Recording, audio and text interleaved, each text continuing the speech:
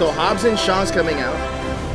Hobbs and Shaw's coming out first, and then Hobbs and Shaw too. Hey guys, we are live at the Superhero News Network. Thank you guys so much for joining us. We are here at the Comic Bug in Manhattan Beach. We're going to be talking about a lot of where we belong. Talking about a lot of superhero news today, but mainly remembering the man, the myth, the legend, the icon. I don't even know if there's enough words to describe him. The what is it? Generalissimo? There's a lot, but the Stan Lee passed away. He lived a great life at 95 years old. Yeah, that's the thing too, because it's like it's sad, but at the same time, like, who can say that they lived as productive and fruitful, you know? Well, I mean, I think it's very hard. I think Stan Lee, there's very little icons left in the world like Stan Lee.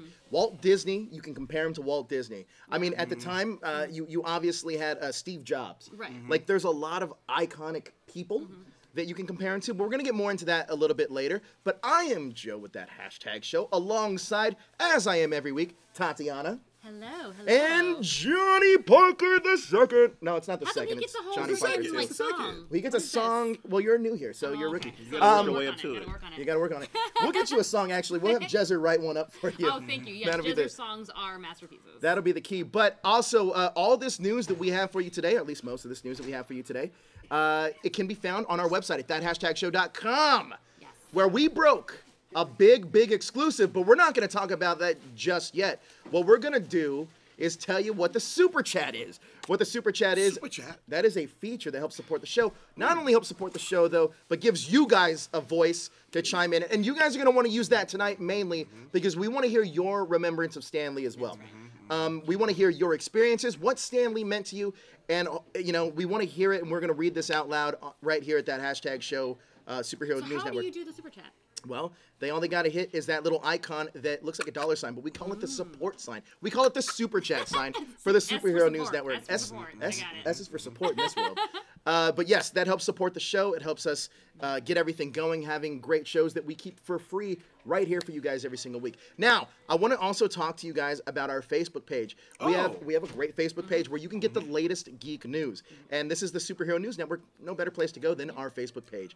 Our Facebook page also has we're also going to be letting you guys post your experiences with Stan Lee, and we're gonna be putting those out and sharing those for the world to see, because we want to hear what Stan Lee meant to you guys also. Like Joe said, the dope thing about the Facebook page is it keeps the conversation going after the show ends, because we definitely want to keep talking about Stan Lee and all the contributions he's made to the world of entertainment. And so what better way than that Facebook group? As we said before, our Facebook group isn't just a Facebook page to read articles and whatnot. It's a community. It's where you go to keep the conversation. Yeah, everyone can have their reactions, share, you know.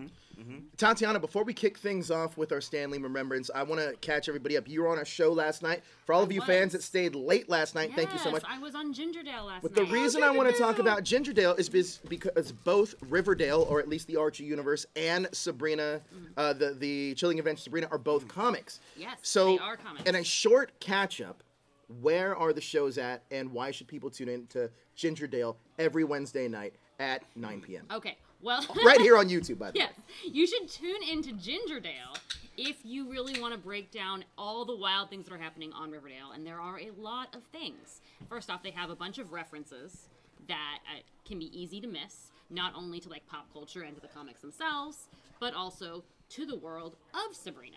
So if you're watching both things and you want to like come up with ways for them to possibly cross over or interact in the future, then come chat with us about that. And also if you're really into Archie's abs, and how could you not be? Everyone should be. Well, he has glorious abs. He has exactly. He has glorious abs, and we talk about them every week. Who do you think likes his abs more, you or Daniel? Daniel likes more because I like Veronica's gumption, you know, as much as I like Archie's abs, and there is nothing he likes. I'd comment on what you just said if I knew what the word gumption meant. Wait, you like Veronica's gumption more than you like the redhead? Yeah, more than I like Archie's abs. Yeah. No. I'm talking about the girl. What's her name? Cheryl. Okay. Cheryl's gumption is off the chain. Listen. Cheryl's on another level. Get enough to do in order for. I am a Veronica guy myself, though. Veronica and Archie drive the story. See, as much as people like, you know. When I read the comics, I was a Betty guy. I was like, oh, Betty. Then I watched the show. I was like, Cheryl all day. I feel that. Cheryl's a thug. Well, Cheryl gets stuff Johnny, done. it sounds to me like you like the crazy ones. No, you like the crazy ones. You are attracted to the crazy ones. No! You definitely should come. The spark of life. You should definitely come on Quest for Player 2, which is also here at that hashtag show every Tuesday night, because you are into crazy people, apparently. All right. Like a crazy Poor ex-girlfriend? Cheryl. Yes. Crazy ex-girlfriend? Let's start off with the news. Thank you guys again so much for joining us. Again, we're live here at the Comic Bug in Manhattan Beach. If you want to join us live here in person, type in your Google machines, Comic Bug Manhattan Beach. We're here every Thursday. The Google machines. Let's talk about a big story, Avengers runtime. Oh, yeah. Okay. So, rumor and innuendo has it that the runtime for this movie is going to be 3 hours. Is rumor and innuendo Joe Russo's mouth? Yes. Joe Russo's mouth? Joe Russo's mouth. He is said rumor it, and innuendo. he said it on like an audio interview or something, right? Anyway, yeah. But it's that right now that's where it's at because they're still editing. Right. So they could still cut away more. Okay. But 3 hours. Listen, 3 hours to me still isn't enough time. Right. There's so much to wrap up. Like I don't know how they could do it in just one movie, and it's going to be like the whole first decade of the MCU that we're going to like put a pin on. But think about that. Yeah. We've had so many movies, so many characters, and to pay tribute to all of that in one movie, it has to be long. Right? Yeah. 3 hours. Yeah. But they should And they it's should still- go the whole hog. I'm Make not it even 4 watching. hours. I feel like I need to go to the bathroom. 4 hours, and then there's like an intermission. But it's right? even still There's less 2 time hours, than one of the intermission, Lord of the 2 Rings hours. movies. That's true. That's true. Let's in the cut, yeah. Extended cut, the regular cut.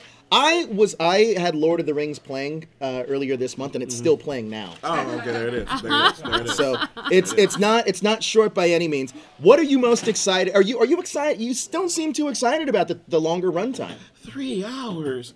I mean, see, here's the thing. So as I think about it, you're exactly right. Like the cool thing about it is it sets everything up and allows us to give a proper finale to all these stories. Kind of like you said, like Lord of the Rings. Like Return of the King gave us like all those different endings and kind of cleaned up everybody. Johnny, hate to cut you off, but we got our first super chat. Oh, so Toku Kid, you know what he says? He says, I'm good with 3 hours. Marvel earned it after 10 years. That's exactly my feeling on it. And let me give a quick shout out to Toku Kid because he is one of our writers at that hashtag show. So if you want to read some great Power Ranger articles, go and check them out. They're written by Toku Kid. But that's not it. A lot of you guys ask us, how can I join that hashtag show? I don't live in California. Well, there's a way. You know how? You can be a contributor for our website. So all you got to do is send in a sample of your writing to ths@thathashtagshow.com. Our editors are going to check it out and get back to you, and you can be a part of the team so we can take over. Make the magic happen. Exactly. So we can take over the geek world together. Sorry, Johnny, I cut you off. I didn't want to kill your thought. Go ahead, buddy. It was super chat. So the thing about this, so going back to it, so again, it makes sense for the finale and to like give a nice like solid close to the story. But the thing I'm thinking about is like honestly, it was rewatchability. Like you said, Return of the King. I never rewatched Return of the King because it's so long. And the thing about this is then when I look back at the scenes, like, oh, that was in that movie. And so that's what I'm thinking about. I'm thinking about the longevity of it because the thing about if you make it too long, it doesn't get that rewatchability factor. It doesn't get that epic factor that I would like for it to have. That's just me. Ooh, Ro, who's actually here, he says, did Watchmen do well in theaters? At 3 hours. At 3 hours. They should have like designated potty break, okay? I think Watchmen. Oh, like Quentin Tarantino did with Hateful Eight. Hateful Eight, yeah. The difference with the Watchmen though, that came in a different superhero era though. That's true. I feel like, and I think that I feel like more people would have watched like The Dark Knight for 3 hours. You know what I mean? Yes. In that era. Yes. Than they would anything else. Now, Tatiana, back to this runtime. You do seem on the different other side of the spectrum. I mean, I'm on board with it just because I think that it's necessary. Like, I think it would be as long as it's well paced. That's really what it is. Like, 3 hours can fly by for you if it's really well edited and if all the scenes are essential. So what they need to make sure that they're doing is cutting away any of that extra stuff. Like, get rid of the padding. Give me an example of a great 3 hour long movie because there's a lot out there. Yeah, I mean, there are a lot out there. But just think of like just so the people in their mind can be like, oh, 3 hours sounds like a long time. Like, well, give me examples of 3 hour because right now I'm thinking Gone with the Wind, and you're going to be like, I didn't watch Gone with the Wind. I love Gone with the Wind. But Gone with the Wind is like a super long movie, and you don't feel it. A lot of those older films that are good. I mean, maybe you feel it. But that also did have an intermission though. Gone with the Wind did have an intermission. They should have intermissions for the longer runtimes. I think what are some more recent ones that are Odyssey. really long? Space Odyssey. Odyssey 2001 had one. Okay, yeah, that's a long one. That's a long one. And like you said, Return of the King, I did feel that. I did feel Return of the King. I did too. And remember the first Peter Jackson's King Kong?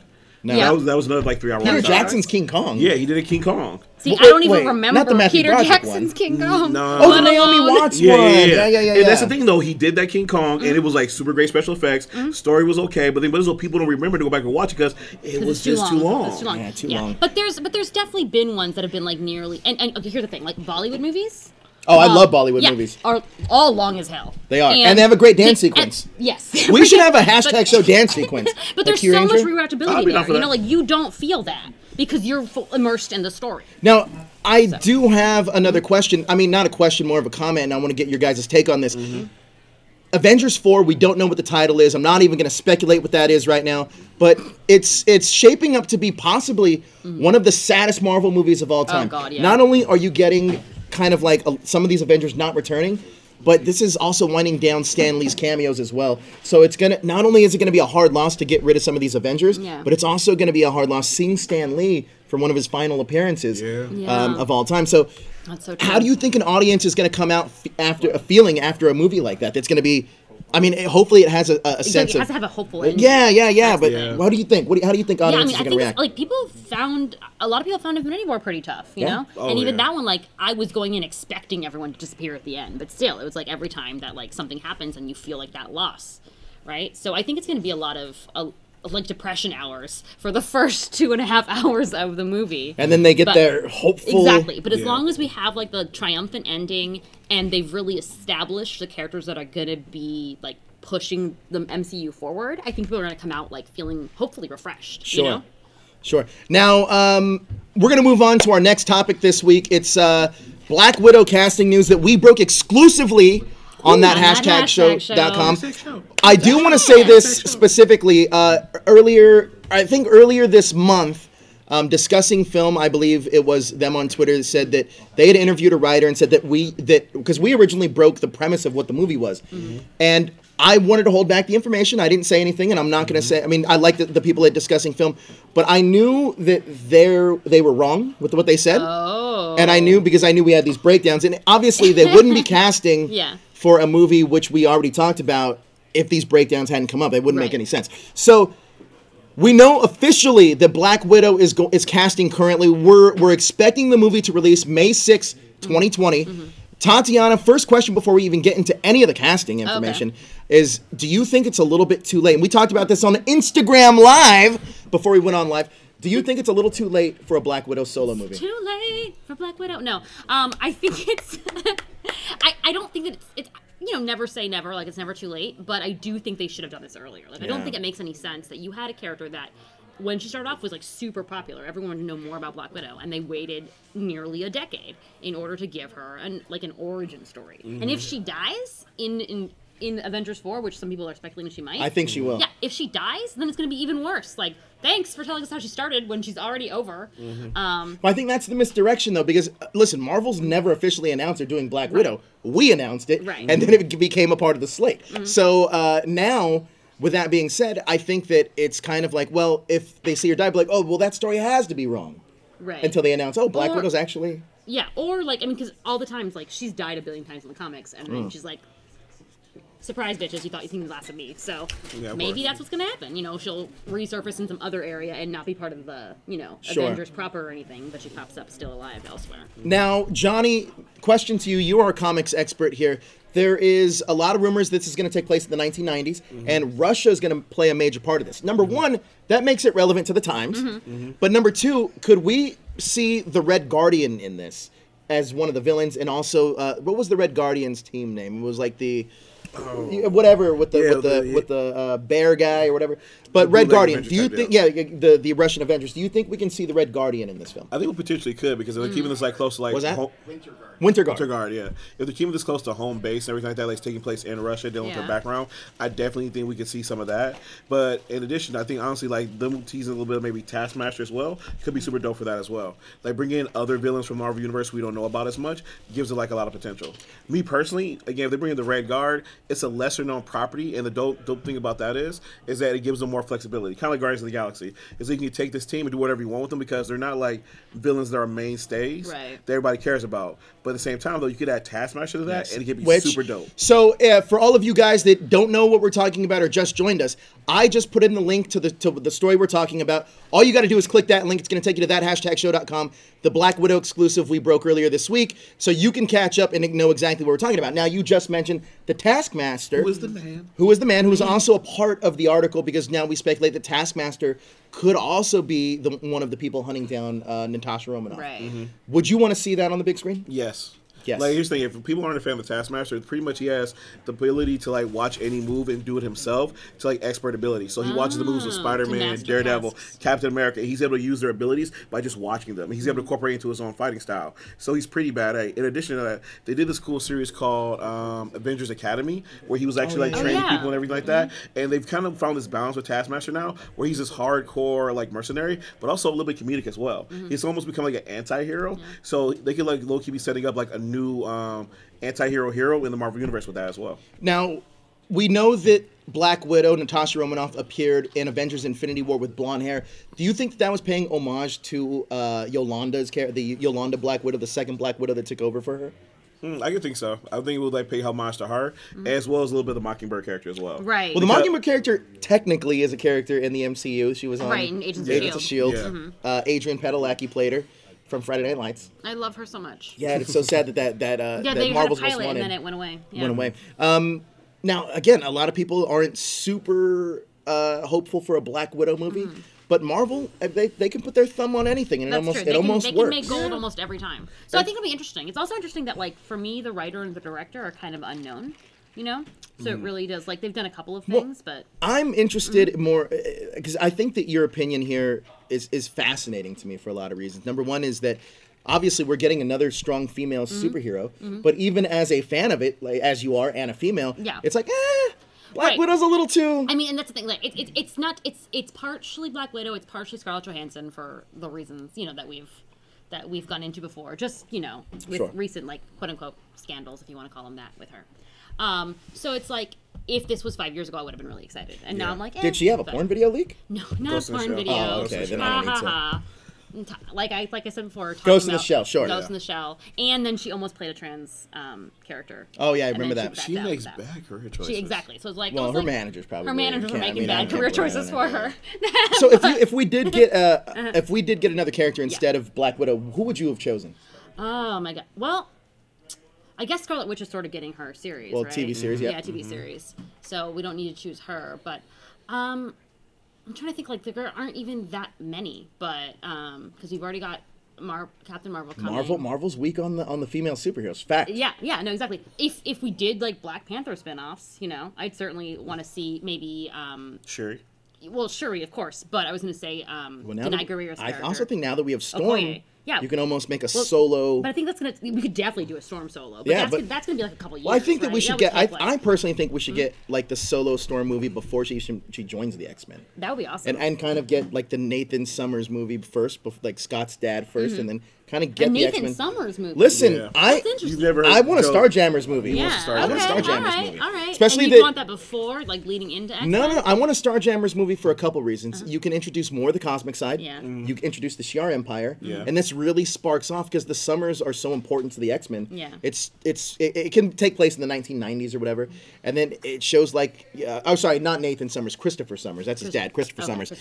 So it'll be Christopher Summers, kind of like gallivanting, kind of like, and it seems like Guardians is changing a lot. And let's be honest, Johnny, the Guardians of the Galaxy are the Starjammers.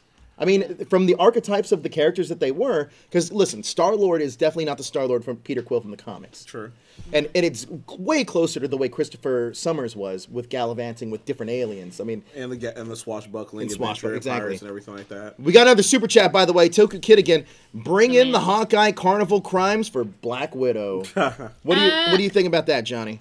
The Hawkeye, from back, from his origin back when he was the Carney and everything like that, and he got discovered and everything. I'm actually gonna talk about that a little bit later on too. Okay, but that would be super dope because it gives a little bit more background to him. And honestly, I think we're going to see that because I think what they're going to do with this movie is going to be bringing her back, but also just like doing flashbacks to her origin. Yeah. So they'll be like playing with the timeline a little bit. Because Marvel's low-key training people how to watch movies now and how to watch superhero movies, and they're like low-key training them like how to like deal with time travel, other dimensions, and all these other different things. Well, Marvel's done something very different and innovative, which is they've taught us, like you said, Johnny, how to watch a current movie. Yeah. It's cinematic serialized storytelling, which I find super fascinating. Now, I actually think, and correct me, I mean, you can agree or disagree, I think that instead of Black Widow, maybe we should have gotten a Thor movie starring Tessa Thompson.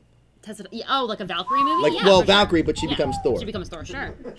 I think that and because she already has the name. Yeah. She has name recognition, name value. Yeah. I think it's a strong female character. It would help, like, it would lead easily from Thor sort of like giving up everything after Infinity War, so. And after losing half of Ragnarok. Yes. So I do want to talk to... Go ahead, Johnny. I was going to say, like, if I was thinking about a strong female character, because I agree with you, female Thor, or just Thor as she's called in the comics, because, I mean, she's just strong, as dope as hell. Yeah. But low-key, like, if they could work on the rights, because I know they don't have the rights to Hulk, I would love to see a She-Hulk movie. She-Hulk movie? Yeah, because She-Hulk is, like, she's very strong. She controls herself, her sexuality. She's about and I like how she's like a lawyer, too. Like, so you get to see her actually, like, being a superhero in her daily life. I always like that the doubling of... Which is dope. And the cool thing about that is, though, is that if they do a She-Hulk movie, it's a great way to bridge the gap, too, between, like, She-Hulk. Because, again, she defends, like, Daredevil. She defends, like, these street-level heroes, like, in the Marvel Netflix series. So it's a great way to do, like, slight nods to that as well and, like, bridge some gaps. Yeah. I think it's time, Johnny. It's poll list time. Oh, it's time. Hit the song. Hit the song. Oh, we got backing vocals this time. We're getting that's a higher budget. You see that, Johnny? We are. Okay. Johnny, what do we got on deck for the poll list this week? Okay, so first off, I want to talk about Supergirl number 26. And so what I'm doing right now is I'm jumping into different series and just going through and like checking them out every time to see how I like them. And so, Supergirl number 24. And honestly, Supergirl's kind of interesting. I was wanting to like jump aboard to see what they were doing with this character right now because Kara's always been such a hard character, right? Because her origin's so complicated. But what's interesting in this current storyline, she's actually investigating a murder. The murder of Krypton. Interesting. And that's so, right. and so, is this taking place after the whole Man of Steel miniseries with Ron Zog? And so she's out there like investigating, trying to figure out exactly what happened to it, trying to find who's responsible. So she's Ron Zog? One of the two. There it is. And so she's out in the universe like playing detective. And what's interesting is I'm liking how the writer is using her powers. Because usually, Superman, he can go over different places. Unless he runs to like a red sun or things like that, he doesn't lose powers. But Kara's been on space so long that her solar energy is actually depleting. So she has to be smart about how she fights. Right. She's not just going there to throwing punches all the time because she will run out of energy. Which is like, oh, that's smart. You still keep her as powerful as always, but you put some limitations on there, which allows for like better storytelling. Yeah. And so it's a little bit interesting. Now, the one thing I didn't like about this issue is though, is like we talked about Guardians of the Galaxy earlier. She runs to this green alien dude who's like blonde hair, good looking, wears a red leather jacket. I was like, it's Quill. They're just doing Quill. Why are they doing Quill? And so that was the only lit down part about it, is like using that as a crutch. That's part of like, a long storied history of borrowing each other's characters Exactly. and slapping a different name on them. Exactly. So it's like if someone else is doing it, why don't we do it too? And so that's the only thing I didn't like about it, but I like the potential for the series. So if you're someone who's interested, you like the Superman storylines are going on right now, and you want to learn more about the Kryptonian history and like what's happening as far as like finding who's responsible for that, it's a good pickup. So I would definitely recommend it. That's a thumbs up from Johnny Parker, too. My second pull list choice is a book by the name of Bitterroot. Bitterroot. This is being done by the team who used to do Power Man and Iron Fist, the relaunch. So David Walker and Sanford Green. Oh, I like them. And so what's really cool is that this is their own creator-owned series. It's being put out through Image. I love that art, that cut. Oh, Sanford cover Green. art. Sanford Green's amazing. It reminds me of Joe Monterey. Oh, really? Oh, yeah, bit, yeah. I see that. And so what's really dope about this series is it deals with this black family growing pretty much like the 1920s, and they're a family of like voodoo doctors and everything like that who hunt demons and do all these different things, and they train like their lineage to go and do this. And so the female character, she's right there on the cover, she wants to be a fighter and she wants to be on the field, but like, no, women use their brains, we use the men for the muscles. You're here is like to mix the potions and do all these different things. And so it's about her trying to prove herself that she can go out to the field and be one of the warriors, like hunting down demons and everything. Oh, that's really, has only been one issue so far? This is the first issue, just came out this week. Cool. And again, it's really dope because it deals with a different form of magic you don't hear about. We're used to sorcery or whatnot, but not much of the voodoo and the mixing of like roots and bringing that African American culture and that African culture. So it's actually really good. Again, the artwork's amazing, and David Walker's like setting up a long form storytelling. So I definitely recommend it for anybody who loved that Power Man Iron Fist series. You're getting to see your favorite team now go and tackle magic, and they're doing some good stuff. Great jumping on point as well. Is it just the first issue so Just far? the first issue came out this Wednesday. This Wednesday, go to your local comic store and get it right now. What do we got next? So the next thing I want to recommend is, as you know, we sadly enough we lost Stan Lee, and anything but I was going to talk about a series that you can kind of pick up. It's called The Untold Tales of Spider-Man, and so The Untold Tales of Spider-Man deals with the original like Stan Lee, Steve Ditko Spider-Man, and it's all drawn in that style. Oh wow! And so what's cool is though it goes in between those old school stories, so you can see the original Vulture, the original Sandman. And what's great is a lot of it's written by Kurt Busiek, and so he's a real big fan of like the storytelling there. So you can go pick this up in graphic novel form. You can find the single issues at most comic book shows, and again, it's a great thing to pick up. I have that book, The Untold Stories of I learned a lot about have you read this book? No, I have not. I'll let you borrow it. It's very, very fascinating with the way that Stan Lee's kind of rose to power. And we're going to talk all about this tonight because, go ahead, Johnny. Sorry, that was the last. So sorry, my bad.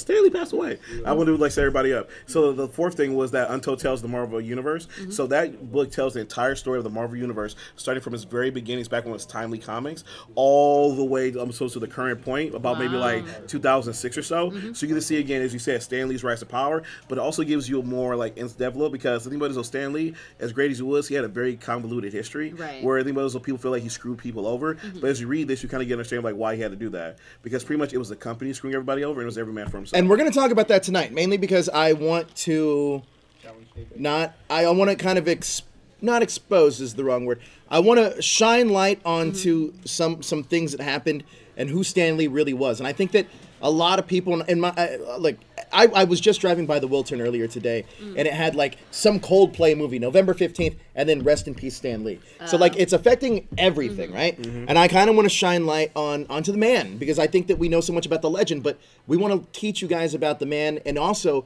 talk to you guys about personal experiences we may have had or influences we may have had, and also share your own influences as well. Johnny, continue though. Okay. Oh, you're good. You're good. And then, so Untold Tales is a great thing to read, and it also gives you history of, again, like how did Chris Claremont come into the X-Men? How did Jim Lee and them get started with X-Men? How did they form Image Comics? In reading the Marvel Comics Untold Story, you're actually reading low-key the history of modern comics. Yeah. So it's a great pickup, a great recommend for anybody. I read it, knocked it out in like 2 days. Yeah, it was such a good read. It's a thick book, but it's a quick read. The writing's really yeah. well, and you're engaged by it. So if you're a fan of comics, I definitely recommend it. Pick it up at Amazon, or most books are stored. And the last thing is, this book I'm holding in my hand right here. These are called the Pocket Tales of Spider-Man. Is that from a library? I bought it. Oh yeah, right. Okay. No, what? You bought it He from didn't the buy library? it. No, what he did is thrift books.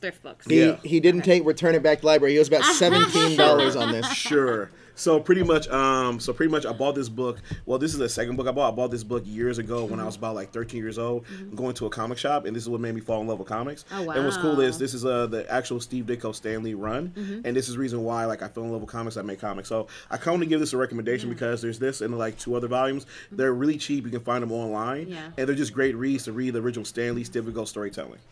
That's awesome. Yeah. Oh yeah, look at that, like little tiny panels. Usually they recommend like the Marvel Essentials, but I don't like recommending that because the Marvel Essentials are always black and white. There's no color. But the cool thing about it is, you can keep this in your pocket, or your backpack like manga, and they're all in color, and it's beautiful. And the storytelling's awesome. Now, before we get into tonight's main event, I do have to talk to you guys about a contest we have going on. We have a contest? We do. I love contests. The Reign of Superman is going to be flying to DVDs and home video releases very, very soon. But before it comes out, you have your own chance to see it at your own local theater. Oh, if you're in the United States. Oh. But that's the one caveat, if you're in the United States. So here's how this is going to work. If you want to get a pair of tickets to the Reign of Superman movie, it's the Reign of Superman, correct? Double feature. Double feature. The Death of Superman and the Reign of Superman. Oh, okay. The DC animated film, which is a lot better than Batman v Superman, by the way. Yes. Just going to say that real quick. Bar's not that high, but yeah, I agree with you. It's a lot better. Go and check it out. Go and go watch the trailers. But here's how you can win. All you got to do is like our page, that hashtag show on Facebook, and then write a comment on the messages or whatever. On any of the posts? On any of the posts, and all you got to hashtag, all you got to do is hashtag SSN. SSN. Sorry. SNN. I fuck that up Every single time. Okay. SNN. SNN. Superhero News Network. Yes. SNN. SNN. We're the ones not banned by the White House. Keep going. Oh my God. That's right. That's true story, Johnny. But yes, this is how you can win, and you can watch this in your local theater with one of your friends, and it's a double feature. Superman, and like I said, a lot better than what you got in the Marvel Cinematic Universe. So the Facebook page is that hashtag show. That's that hashtag show. That's that hashtag show. You leave a comment, any of the posts. Any of the posts, we'll find it. Yeah. We'll find it. SNN. But it has to be done before Monday. Ooh. Before Monday. So you got the whole weekend, people. So you got the whole weekend. Friday, Saturday, Sunday. You got time. Here's the cool thing about but not too much time. And it's one of those cool things where the more you do it, the better chance you have to win, right? Exactly. Because you could find any of those posts. Exactly. So again, go to our Facebook page, go there, start some conversations, respond to some people. Again, Create it's just a new identity, like it again. There it is. But here's multiple profiles. Here's Tati has 3 apparently. That's true. Here's the real reason we're trying to get you guys on Facebook is because our community is so strong and we want to connect you with like-minded people. Like we said, we have the latest news in all of geek culture and we want you guys to be a part of that world. So again, that is SNN on any post on Facebook. Win yourself a couple of tickets to The Death of Superman and The Reign of the Superman. And honestly, these movies look amazing. Like Reign of Superman, like I'm not sure how you usually kind of got here. So me and Joe always talk about we're used 90s comics fan. Yeah. So like Superboy is one of my favorite Superboys. And I'm loving they're going back with the original costume with the red pants, the yellow belts on the legs. I'm like, dude, it's him. And I love what they have you heard the stories they've talked about with writing him? No. They said they're writing this kid like if he was a Kardashian. Really? Yes. So that's how they say they're writing that's him. Be awesome. Like a super celebrity, everything. Like I'm like, I'm all on board for this because this will be hilarious. So, and Tatiana, you'd like it because Cress Williams plays Steel. I definitely like that. Cress Williams is great. I love Cress Williams. Yeah. Cress Williams. So, all right. So, again, that is our Facebook page. Use the hashtag SNN. Let us know on any of those articles. You can send us a message, whatever it may be. But just use some engagement there, and we're gonna pick a winner by Monday. Does the hashtaggers count too, or is it just the official Facebook page? You might need to give Blackwing some advice. Blackwing, why don't you have a Facebook? Blackwing, you can set up really easy. Yeah, that's true. All you have to do is just go to facebook.com and put in your info. Matthew Thompson already did it. So Matthew Thompson, there you go, Matthew. Good job. My hero. All right, so let's talk about what we really kind of wanted to talk about. When I first heard the news of Stan Lee passing, he was 95 years old. When I first heard the news, like you said, Tatiana, he was 95. Yeah. But it still came as somewhat of a shock. And I was sad when I first heard it, but now I'm celebrating the life that the dude had and the influences that he created for all of us. Yeah. So tonight, as of right now, we are all going to celebrate the life of Stan Lee, talk about our personal experiences, talk about the influence Stan Lee had on us, and that includes you guys right here in the chat, and you guys watching live, or you guys watching even after this is live. We want to hear what you guys have to say about Stan Lee. And again, you can write your comments on also our Facebook page. So if you're going to do that, you may as well use the hashtag SNN also. But Johnny, you're a comic creator. You were inspired, at least somewhat, by Stan Lee. Chat me up about how Stan Lee inspired you to become a creator. Again, so growing up, there were always comic books around. Luckily enough, like in my house, I have I don't know, my father and my brother had this like old school like Superman from the 1940s and 50s, and I used to read those, but they never really struck a chord with me. And it wasn't until again I told you I picked up this pocket-sized Spider-Man that I read him, and Stan Lee created one of the very first teenage superheroes that was his own hero. He wasn't a sidekick. Yeah. And so the cool thing about reading Peter Parker was that, as again fell in love with comics and this character, was that it wasn't just about the super heroics; it was about the life struggles he had to deal with, being bullied at school, supporting his ailing aunt. And so the cool thing about it is those Stan Lee, when he created a character, he really created a universe around them, like, and supporting characters. Like, again, growing up a fan of his, I used to watch interviews, he talked about, like, when you create a character, it's not just creating the one character, you consider who the supporting characters are as well. They need to be just as developed as that main character and for the story to be real. Yeah. Tatiana, before I ask you your question, what I want all of you guys to do in the chat for the Stan Lee remembrance, I want you guys to tweet this out and share this video on Facebook so we can get more people to remember Stan Lee altogether. Now, a lot of people were holding their own visuals, but we want to do this digitally to include all of you guys, at least as many people that want to remember Stan Lee as possible. So share this video out so we can all remember Stan together. Tatiana, you're obviously a big part of geek culture. You run a Flash, or you're a part of a Flash podcast.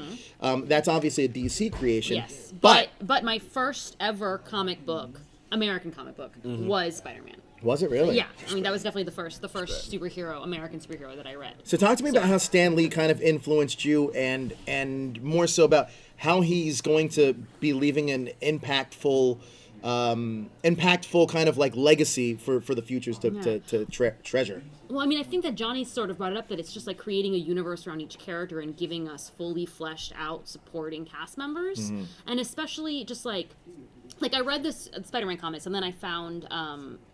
I literally have forgotten the name now. Mary Jane Loves Spider-Man. Oh, yeah. Yeah. And that was just like, kind of just like the Breakfast Club feeling, but like literally just like the day-to-day high school activities and like issues that Peter Parker is going through. And of course the classic two-person love triangle that I'm obsessed with. So no, I read it too. As a romance manga feel to it. Yeah, exactly. So so that was really like sort of like how I was like able to connect into just general comic books. But I think that Stan Lee just really like to have such a not only just such a vast imagination, but also like the drive to be able to see it through, right? And to bring other people in to be able to continue to telling these stories even when he is not able to anymore. Sure.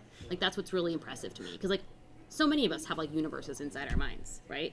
But not, well, yeah, of course you do, but you're also writing comics, so but not all of us can put that pen to paper or even have the business acumen to make it happen. So that's what's really impressive to me. And I totally agree with you. And I think the other cool thing about it too is that people don't always realize that it's things he did outside of comics, like just promoting comics as a reading medium, as a form of entertainment. Because back during the 70s, there was a time period where people were bashing comics and they were saying they weren't good for you and saying all these negative things. But Stan Lee was traveling to universities, going to talk about how great comics are, how much they can do to increase of people's intelligence, creativity, and whatnot. And so at the end of the day, not only did he just create these universes, but he helped make our universe better by promoting comics everywhere. And it's so true though too, because it's like, yes, there's pictures in the books, right? But it makes kids want to read more. Like start off like picture books, like comics, and then you go on reading more than that, right? And at the same time, there's always lessons in especially in those early Marvel comics. You've really got actual like a morality play, if you will. Yeah. That helps kids grow. Yeah. Here's a quick question: are you able to do? I think so. Okay, we'll get to that in just a second. So, I do want to talk about Stan Lee now on a personal level. Mainly from both of your perspectives. Johnny, you met Stan Lee before. Yeah. Chat me up about that experience. It was kind of surreal. So it was out here in LA. We have this show called Kamikaze or LA Comic Con. You may have heard us talk about it before and how terrible it is. But hashtag facts. But the first time we went to it, it was a really cool show because their admission was like $12. They're letting everybody in, giving huge discounts. And I took my students on a field trip there. And so as we're there, walking around, and my students are doing things, I see this huge line. I'm like, oh, who are you guys in line for? We're in line to see Elvira. I was like, oh, that's cool. Good for you. Good job.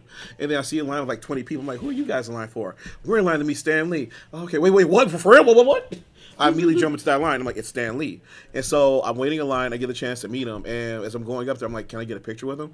And people are like, no, you can't get a picture. I'm like, okay, got you, whatever you say. I call one of my students over. I'm like, you know what to do.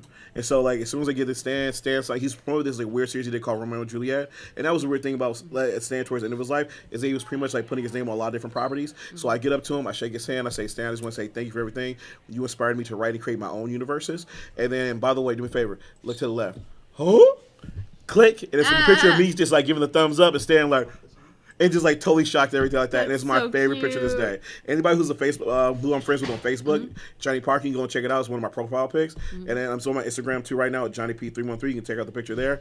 But again, it was one of the coolest things. And again, I kind of feel even though he's passed away, like you say, he was 95. The cool thing about it is though he left so much for us to remember him by. Yeah. From the stories he wrote to the things he did to the cameos. It feels like Stan will never not be a part of our lives. That's true. 20 years from now, he's definitely left. He's immortal now. Exactly. 20 years from now, when some kid is discovering all the Marvel movies, they'll be like, why is that one guy in every single movie? Right. And be like, well, kid, guess what? That was Stan Lee. Oh, I don't know if that's going to be the case. I actually think it's going to be more of the Walt Disney. Anybody can see Walt Disney, oh, that was Walt Disney. Right, of course. They'll know who he is. And I think that's going to be Stan Lee's legacy. But have you ever had a personal experience with Stan? I have, although it wasn't as, prolonged, but I did get to go to his 95th birthday party. Oh, I was there. Oh, wow, we were both there. Yeah. I didn't go. Racist, keep going. I was there also. So I did meet him, although, it's more just words, can't say words. It wasn't. By the way, the party was at Avengers Mansion. Yeah. It was at Tony Stark's mansion. It was beautiful. It was crazy. You got to see all those different Mike Wellman, who owns the Comic Bug, ended up in the fountain of that party. Oh, he was there too. He was there. He ended up in the fountain at the end of it, swimming around. It was amazing. Yeah, it was the really best amazing. time. But yeah, and he was. And this was I feel it was soon after his wife had passed. It was right after. Yeah, literally right after. So at the same time, I felt the sadness just thinking about what he must be going through at that time. So it's just kind of don't say anything about that, but just say thank you for everything that you've done. This is a Creed sweater. Thank you for noticing. Listen, I'm like a NASCAR. I'm like a NASCAR spokesperson. You like, really are. if you give me something, I will wear it.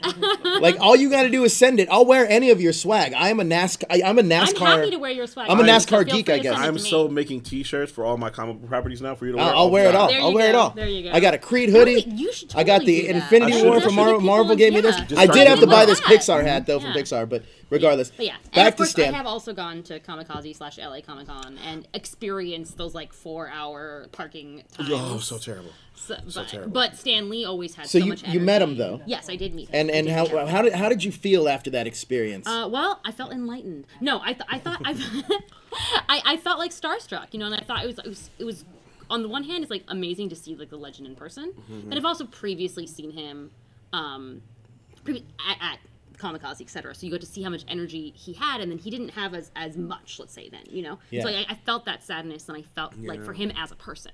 So that's, I think, what really affected me, was that seeing him, like, you know, like, your heroes are people too, and not like don't meet your heroes kind of way, but just like he's going through something really big right now, you know, and you're thinking like, well, how much time does he have left, you know? So I met Stan on multiple occasions. First time being in Comic-Con of like 2006. He was walking through the halls of the Marriott. I said hi, but it was late, so he was just getting up to his room. I just said hi. But then another time I met him, I actually took a picture with him, and then I asked him to sign it. And his handlers said, "Oh, no. Stan doesn't do." I said, "Can you sign it? To Joe?" And his handler's like, "Oh, no. Stan doesn't do personalized autographs." Interesting. And then he took the Sharpie and he goes, "I know how to spell Joe, God damn it!" And he signed it. That's dope. But it was great. So fun. You're just leaving him hanging there. Sorry, we do got a call though to remember Stan Lee. Who do we got on the line? Oh, it's young hold on, we're in a time parallax. Daniel, how you doing, man? From 1992. Young Daniel, Stan Lee might still be alive in his time era. So, young Daniel, how you doing, buddy? First of all, I am not young Daniel. Wait a minute. Blackwing. Oh, Who it's is that? Blackwing. No, that's young Daniel, right? Oh my gosh, I love you too, Joe. It's a pleasure to meet you too, Tatiana. I know this. Hello. Not So young Blackwing. Daniel. How you doing, Johnny? And Joe. I'm Joe. Yeah, so when I heard the news about Stanley's passing, I was on campus at the moment. I was just scrolling through on Instagram and I saw the post in my Instagram story saying Stanley's gone. I was like, I literally could not feel like the feeling in my arms, like I wanted to like pass out. And then I'm running to my friends and like, yo guys, Stanley just passed away, and everyone just felt completely distraught.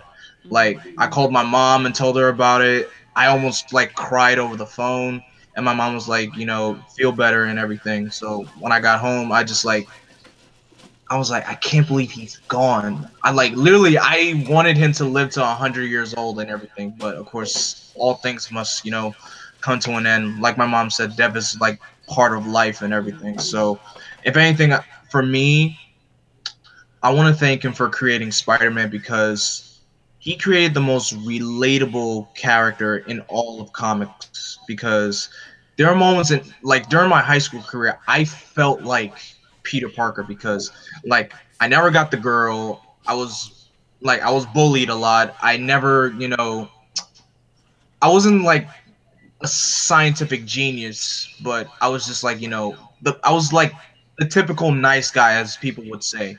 And I still get that. I still get that today. Like, I always consider myself having the Parker luck.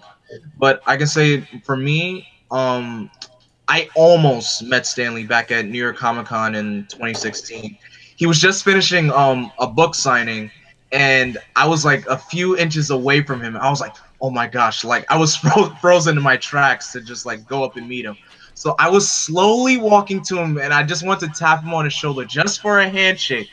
But his handler was right there, so I felt like, you know what, maybe it's not a good idea to, you know, do that to Stan. So let me not do that. So I was just like standing there seeing him. I was like, do I reach him? Do I not? Do I do it? Do I do it? So I was like, no.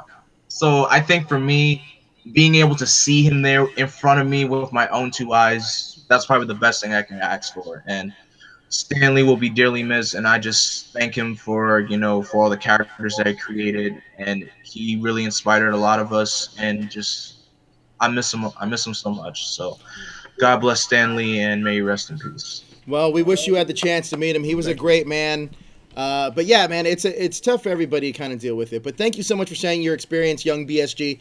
We will see you very soon on some of these streams. You actually should change your Twitter name and everything else to young BSG. I like it better. I'm not doing that. All right, young BSG, young Daniel. Remember that advice I gave you on Tuesday? Take care, young Daniel. Bye. Later, buddy. Take care, Joe. Yeah, it's a pretty touching thing, right? Like Stan Lee really did affect a lot of people. Now, I want to talk to you about what was some of Stan Lee's kind of greatest works in your opinion. Oh my gosh. Well, I think it's like Fantastic Four. Yeah. Yeah. I mean, you know. Jack Kirby and Stan Lee. Yeah. And no, not to bring, but just like Jack Kirby always gets forgotten. But yeah. That's the king. It's the king, King Kirby. King Kirby. Fantastic Four for you. What about you? I mean, you're gonna say Spider-Man, but let's not choose Spider-Man. Choose something else. That's why I had to skip I would Spider-Man. say the X-Men because it was. And I remember my first big exposure to Stan Lee when the '92 X-Men cartoon came out. Oh, really? That was your first Well, one? it was my first big exposure was, I don't know if anybody remembers this except me, but Pizza Hut did a promotion with the X-Men the Animated Series. And they were like, if you bought a pizza or whatever it was, they would also give you personal pan pizza. They give you the video of the first like 2 episodes. Are you or whatever. serious? It was such trash. Right, it was. The video was amazing. That personal pizza was trash. Oh, But I still remember the Stan personal Lee. pizza The only difference is Stan Lee. Stan Lee would do the intros for it, and that was my first kind of exposure to who he was. And then he would talk about why he created the X-Men. So cool. Yeah, and I was a huge X-Men fan. I still am. So to me, the X-Men and Stan Lee are like that. That Right, is intertwined. Yeah, to me that's cool. gold. So 2 things stood out for me. Like, one was the interview he did for Sci-Fi Channel way back during the '90s, and it was back when we had the original like Fantastic Four cartoon. That sort of Fantastic Four, don't need no more with Brian Austin. Yeah. And then there was also the Iron Man cartoon was on. It was like Iron Man, exactly. The intros for exactly, those. yeah. About that. And so they did this dope interview when we talked about like all this stuff, and I remember Stan Lee was the first person who made comics I ever knew of. And so when I learned it, I was like, oh, that's the person who makes comics. So I would go to comic shops, and when I would buy Spider-Man, I would always like look for his name. There was like presented by Stan Lee or created by Stan Lee. The second thing that I would give him a lot of props for is that what people don't always talk about is that Stan Lee was like so open to diversity and change, and when he created Black Panther. And the thing about it is, because he was like, the world needs like a black superhero. Like, we're ready for it. We're gonna push this envelope open. And so again, props to him, and again, King Kirby for like putting Black Panther onto the world. Yeah. I do want to ask you guys about his cameos, mainly because it's such an iconic part of the Marvel Cinematic Universe, which right now is currently the biggest and most lucrative cinematic universe there is. Wow. We have another call. Before we get into that, let's take that call. Who do we got on the line tonight? Let's hear your remembrance of Stan Lee. What do we got? Or not. You don't have to remember anything. But yes, cameos in the movie. Marvel Cinematic Universe while we wait. Now, we all have our favorites. He's such an iconic part, not just of the Marvel Cinematic Universe, but most of all Marvel movies. Right. Yeah. He's not been in all Marvel movies. John Batsui. Oh, yeah, we got the Batusi. Batusi, what do you got for us, buddy? Hi guys, it's so nice to meet you for the first time. Yeah, man, thank you so Batusi? much for your support and all your super chats, Batusi. Thank you. Yes, so my top Stan Lee moment was when I saw the final episode of Spider-Man, the 90th series. So that one really got to me when he met him for the first time. I really loved that chat he had with him too, like talking about as Spider-Man and all the stuff we faced through. And I catch you on the background. Sorry for that. No, it's all good. It's all good, man.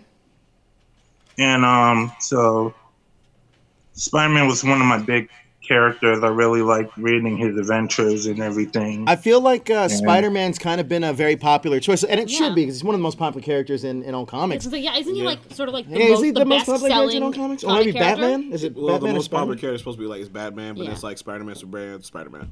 Yeah, Now- I'm pretty sure that Spider-Man is the most like the biggest selling character in comics. Yeah. Like, over Batusi, the quick board. question for you. Did you ever get a chance to meet Stan Lee? No, I always wanted to, but I just never had the right time to go to any of the cons.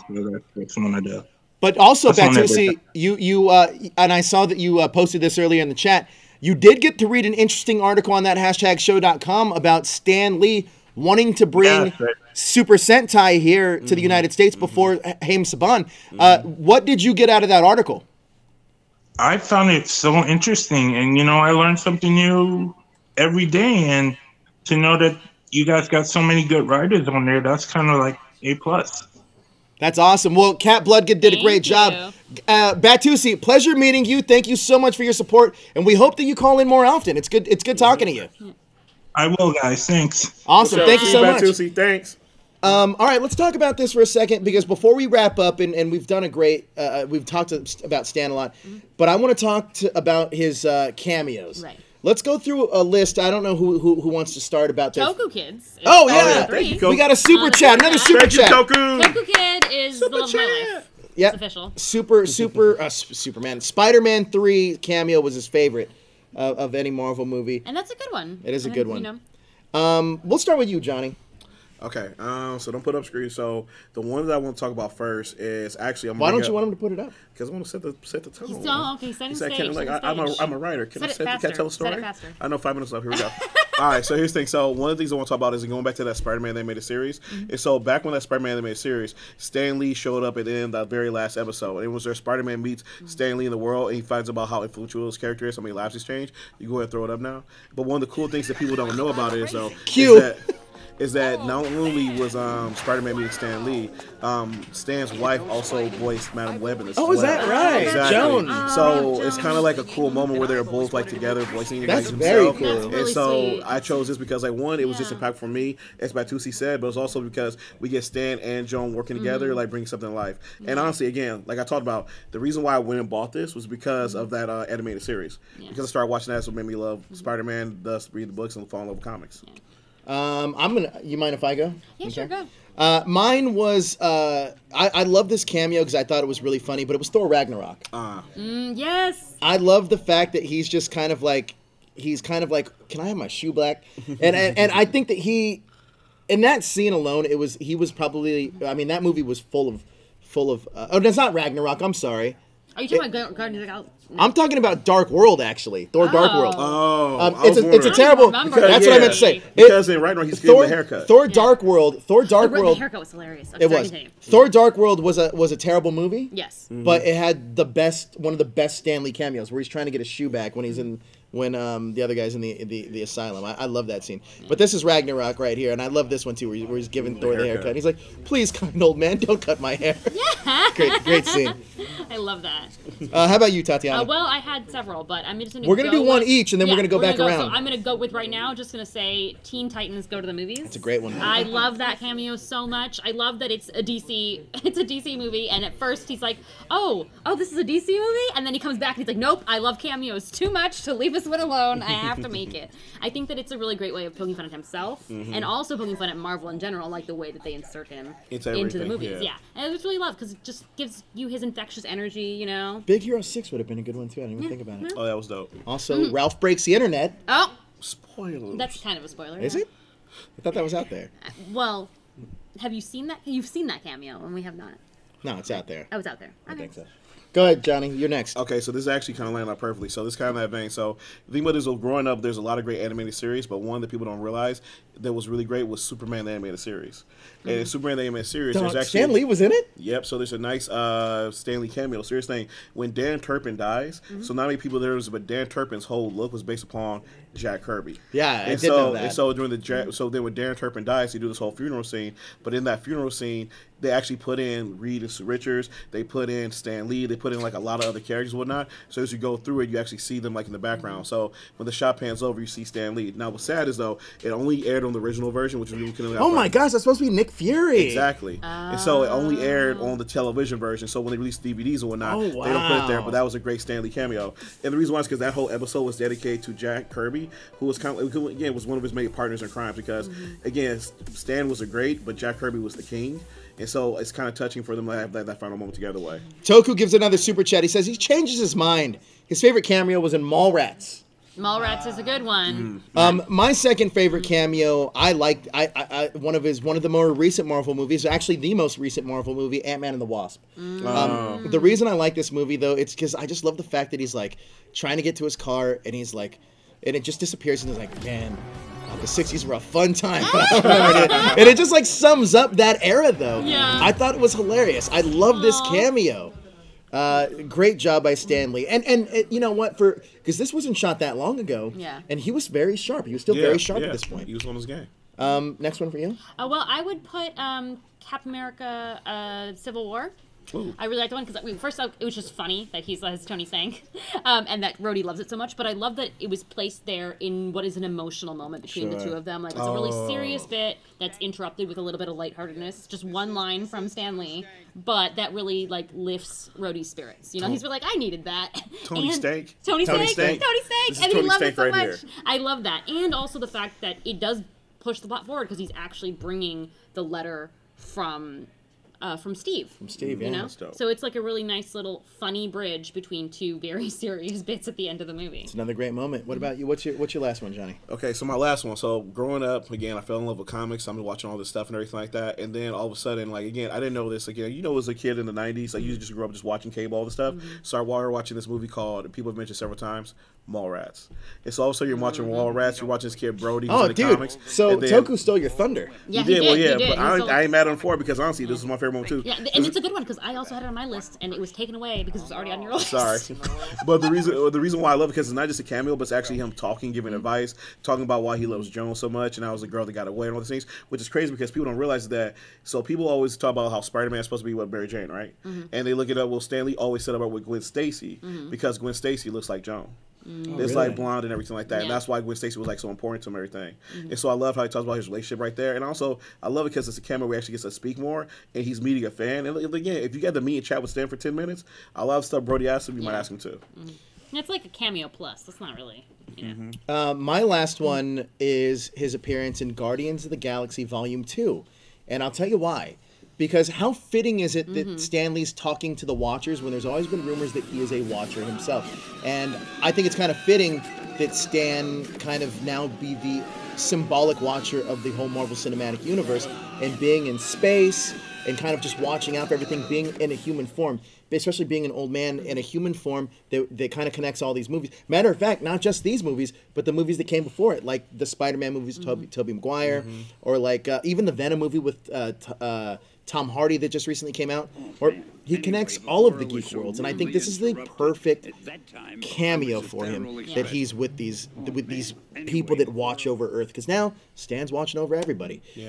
So what's yours? Well, last one. That's the perfect last one. But my last one will just be him as the oblivious librarian in Amazing Spider-Man, Oh, that was which is dope. kind That of was like dope. the opposite of what you just said. Just he's like disconnected entirely. And he's just watching. He's just watching. He's just that's right. He's not watching, but he's paying attention. He can tell that story later. Anyway, I just love that so much, just because again it gives that bit of levity, and also I don't know if you guys watch Brooklyn Nine-Nine, but this is so Gina Linetti when everything's going down in the police precinct. And this is the most relatable that Stan Lee's ever been to me, because this is me all the time when I've got my headphones in and I have no idea what is going on. Tune out the world. I have no idea what is happening. Well, guys, I want to thank you guys so much for joining us and remembering Stan Lee and also talking about geek stuff with us. Cheers to you, Stan. You were great. You should actually say this, because you were really inspired by me, as you're a comic writer now. All right. So, Stan, thank you for all that you've given us. I'm pretty sure when you get to the pearly white gates, God is going to look at you and say, hey, you're also going to make universes. And I just want to say thank you for all you've done. And hopefully you get the ultimate no prize, and Excelsior. Excelsior. To Stan Lee. Let's hear it for Stan Lee. Guys, thank you guys so much for joining us on the Superhero News Network tonight. It's a touching episode. I want to thank all of you from the bottom of my heart. Stan Lee meant everything to all of us. And if you want to remember Stan Lee further, check us out on Facebook at that #show. We're going to be posting all of your remembrances about Stan as well. And kind of a different turn, which is kind of weird. We also have a horror show coming on.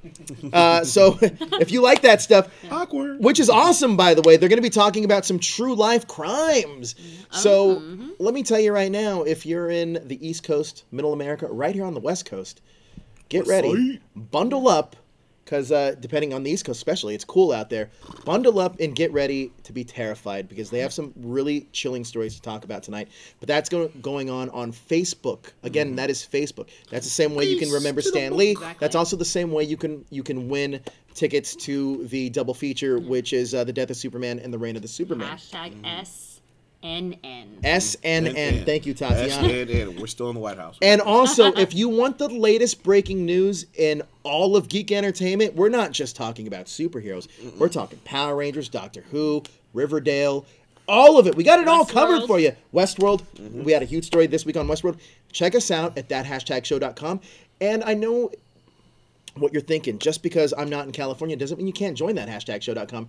You absolutely can as a contributor on our website, just like our great super chatter Toku Kid did, who has had some great articles come out this week. And also Kat, who's also a contributor and a big fan of the show. She actually had the #1 trending article that was Stan Lee Power Ranger related in Google. So if you Google search Power Rangers Stan Lee, she was the first article that came up. So congratulations, Kat. If you want some of that exposure, send an email to ths@thathashtagshow.com with a sample of your writing so our editors can check it out and sign you up, and you can join the revolution so we can take over the geek world together. But guys, thank you guys so much for watching. Tatiana, where can everybody find you on social media? At Marcella's Ear on Twitter and Instagram, and you can find my other podcasts at the Flash Podcast. I'll say that Flash show, but anyway, the Flash Podcast and Ladies with Gumption. And on Wednesdays. Wednesdays, you can find me on Gingerdale, which is also at that hashtag show right here. JP2, how about you, buddy? You can find me on Instagram and Twitter at JohnnyP313. You can also find me on Gumroad and my books on Gumroad at JohnnyP313. My book Blackface and Brownhead, my books Broken, Elvish, and all those great things. You can also find me in our Facebook group. So I'm giving these like book recommendations. I'm gonna start posting some images there. I want to hear what you guys have to think about these books when you get a chance to read them and check them out. I like it. And as always, you can find me on a little show we like to call Hin Shin Hang Out. Not this weekend. Every Saturday. And so Except for the Saturday. Not this weekend. Well, this weekend I'm going to NXT. My birthday's coming up, so got to celebrate. But tune in for Instant Hangout because I'm Justin and Jess going to be talking about Stan Lee, and only that, but how pretty much honestly is I learned that if it wasn't for Stan Lee, we might not have Power Rangers. It's true. So if you want to carry over the Stan Lee conversation, check out our shows over the weekend. Power Rangers, Henshin Hangout. We're all going to have that, all that there. Retro Ranger wrap up. But guys, you can find me at that hashtag Joe on all social media. And if you're in LA, you can find me at all the WWE events starting on Saturday, Sunday, Monday, and Tuesday. We'll be there. We will be there, running wild on the Survivor Series. Guys, thank you guys so much for joining us. And again, check us out on Facebook because right now the horror show is about to go on in about 30 minutes, or really soon, actually. Jezzer and Ro are going to be talking about some terrifying adventures for you guys in just a second. But thank you so much for joining us tonight and to stay up to date with everything trending in Geek Pop. Nope. Geek Pop. Wait, no, that's not how it went. It goes like this, guys. It goes like this. All right. Hit that like, share, and subscribe button to stay up to date with everything trending in Geek Pop culture. That was like a Becky take Lynch two. is the man. She is.